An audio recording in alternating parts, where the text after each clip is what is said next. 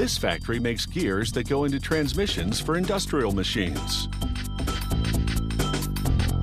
Production begins with a large round bar of high-grade steel, which contains a certain amount of carbon to make it even stronger.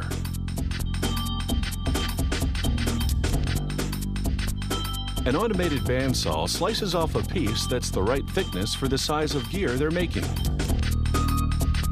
This piece is called a gear blank. They mount the blank on a computer-controlled lathe.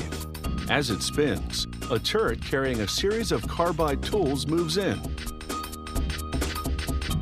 One tool after another takes its turn machining the blank to a specific shape.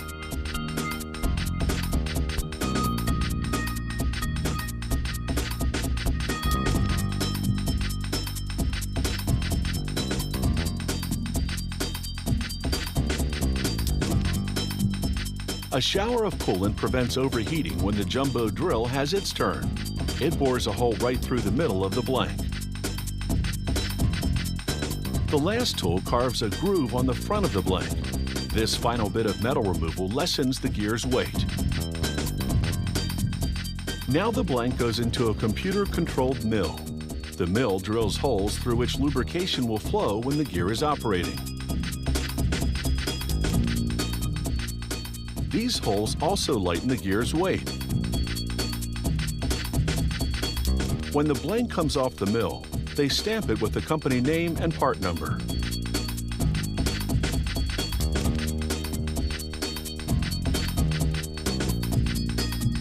Now for the gear's teeth. A machine called a gear shaper carves out the inner teeth, the ones lining the center hole, with its titanium-coated cutter.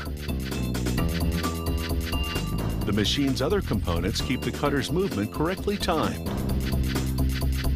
The number of teeth and tooth size vary from gear to gear, so for each model, the factory has to fit the gear shaper with a specific cutter.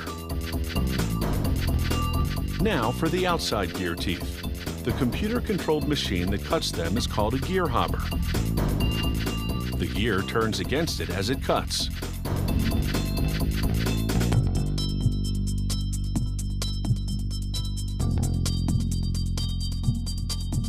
If the hopper would cut the full depth of the teeth in one shot, the cutter would chip. So the gear keeps turning around and around again as the hopper cuts a bit more with each pass until the teeth are the right depth.